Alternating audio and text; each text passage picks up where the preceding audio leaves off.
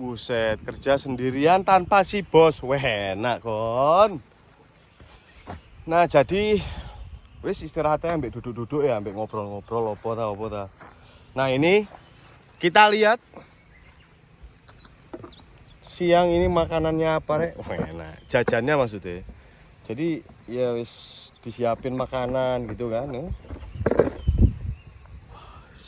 Apa ini, boy? Coklat anak-anak. Kerupuk apa rengginang ya? Es batu cuk. Permen nih. Dikei coklat anak-anak ini berarti. Tap. Oke, jadi cek.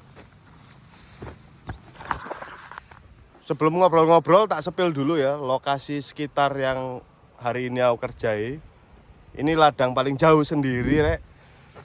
Jadi memang sekarang jam 2 ya, terus katanya mau disusul jam 4. Sedangkan jam 2 siang ini kerja dari setengah 1 tadi ya. Udah kelar. Akhirnya ya 2 jam ini wis. Kita makan gaji buta.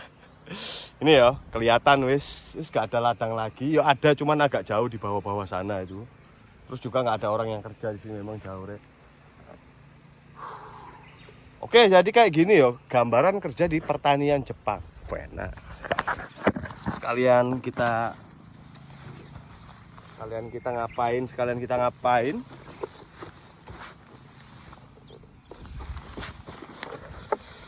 Wah, capek kah? Enggak sih. Nah, ini buat teman-teman kan pada tanya ya dari kemarin-kemarin, Bang, gimana sih caranya kerja di mana pertanian? Bang, plus minus kerja di pertanian kayak gimana? Nah, plusnya kayak gini nih, disuruh kerja nanti sampai jam 4 tak susul gitu kan. Ternyata aku sendiri ini jam 2 siang ya, persis jam 2 siang kerjaan udah kelar. Ya nggak ada lagi yang bisa dikerjain. Mau cabut rumput gak mungkin rumputnya dicabut ya, terlalu banyak ya soalnya. Ibarat makan gaji buta ya, sekalian bikin video lah, ngobrol-ngobrol ya. Allah, jatuh semua cuk. Rokokku dari Wakaba pindah ke Seven Star. Jadi kalau plus minus ya sebenarnya di pertanian Jepang itu banyak rek. Wih, hampir kebalik cuk, megabusnya tak bakar ya. Plus minusnya kerja di pertanian itu banyak. Ada ada yang misalkan kalau kita pindah ladang ya, kayak temenku itu pindah ladang terus jam kerjanya itu nggak ditulis katanya. Jadi ditulis jam kerjanya itu pas kita lagi nginjek ladang, ini lagi kerja di ladang lah pokoknya. Terus kalau pindah ladang itu di stop jamnya. Misalkan kita kelar dari ladang ini jam 10, kita mau OTW ke ladang sana itu perjalanan butuh 10 menit sampai 15 menit. Nah, jadi perjalanan itu nggak dihitung. Ada perusahaan yang kayak gitu juga di Jepang ya. Kalau khususnya di tempatku sendiri itu kayak gitu nggak ada rek. Jadi misalkan kayak kayak gini sampai jam 4, ternyata kerjaan jam 2 kelar ya tetap ditulis absennya sampai jam 4 sore gitu. Misalkan jam 4 kelar nanti kan. Gaji buta bro, 2 jam. Oh iya, dan BTW sekarang kan hari Selasa ya. Hari Selasa itu kalau di tempatku hari libur, berarti aku lembur hari ini ya. Jadi kalau misalkan jam normal di pertanian kita kerja itu ya, tempatku kerja, itu 1 jamnya kan 1050 yen. Khusus hari ini 1 jamnya itu sekitaran 1418 yen 1 jam. Karena lembur di hari libur kan, kerja di hari libur maksudnya lembur. Kalau hari Minggu itu di kalender memang hari Minggu, tapi kalau di perusahaanku ya jatuhnya kayak hari biasa. Nah, penggantinya hari Minggu itu hari Selasa di sini.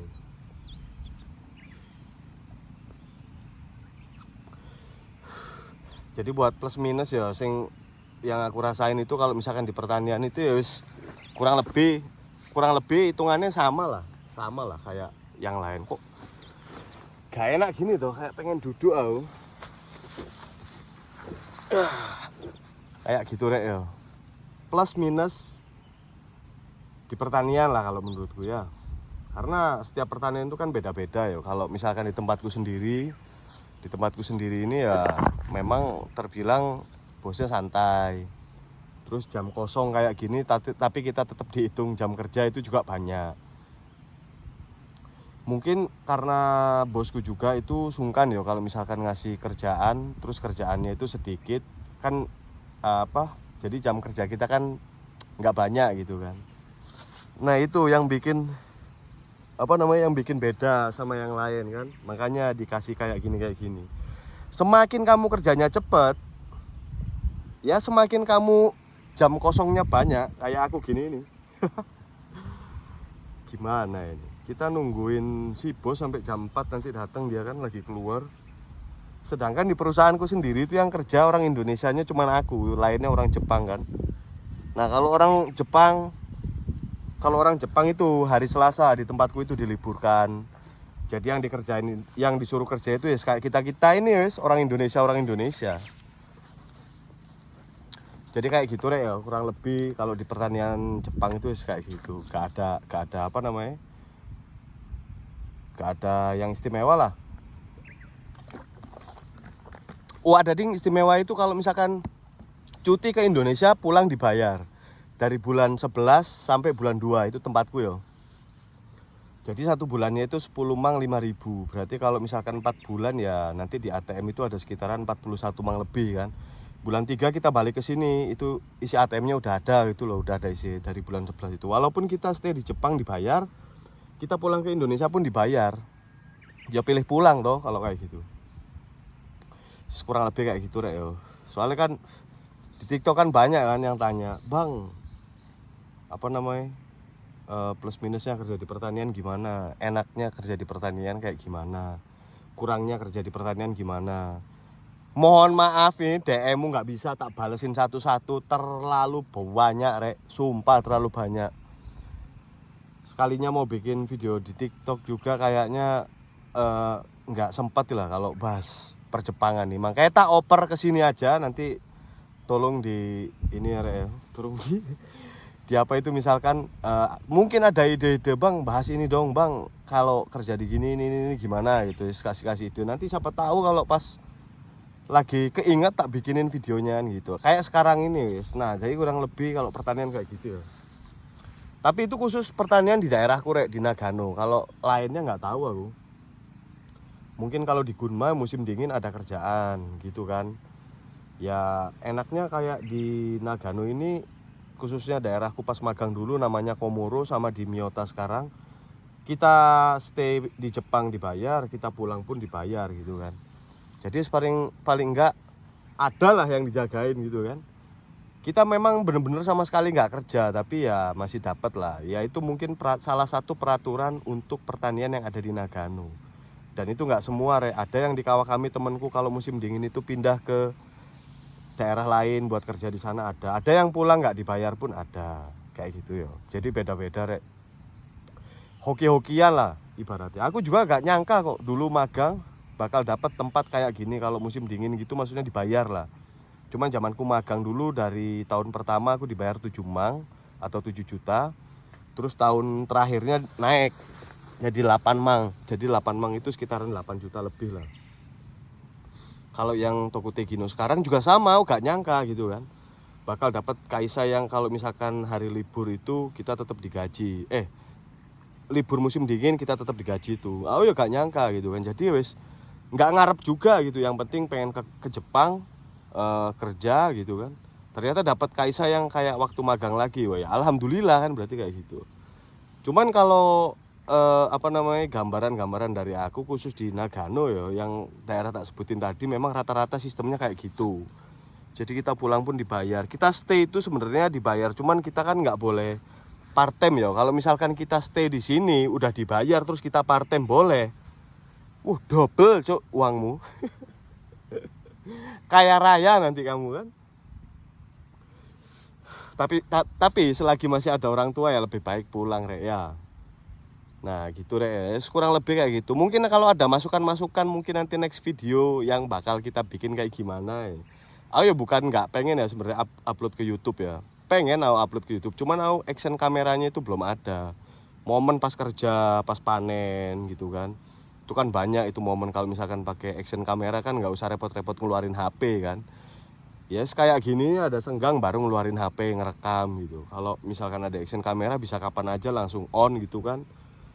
Gitu cobalah nanti ya. Mungkin kedepannya ada rezeki lebih tak beli itu nanti kan. Biar bisa share-share lebih banyak lagi gitu kan. Mungkin kalau di TikTok kurang, di YouTube bisa lebih panjang gitu kan. Soalnya kan penjelasan orang beda-beda ya kan. Pengalaman orang beda-beda. Di YouTube pun banyak yang kerja di Jepang yang bagiin yang berbagi ilmu di YouTube banyak juga, info di YouTube banyak juga kan. Cuman mungkin setiap orang kan beda pengalaman, beda tempat kerjanya, beda ya yes, pokoknya berbeda lah gitu kan. Mungkin kalau ada nanti yang mau di request kan, boleh request ya, dimanapun itu boleh. Entah itu di DM IG, mungkin DM TikTok gitu kan, Bang tolong bikinin video YouTube ini, Bang tolong bahas ini, kurangnya di pertanian kayak gimana, minusnya kayak gimana, kalau pertanian ini bagus gak, pertanian ini bagus gak. Gak semua pertanian itu soalnya sama, ada sayuran, ada buah, kayak mangga sama mini tomat itu beda, terus mikang itu jeruk juga beda. Sayuran tuh banyak rek, nggak cuma sayur doang kan. Jadi segitu dulu ya pembahasan kita hari ini. Aku mau ngetek video dulu. Assalamualaikum warahmatullahi wabarakatuh.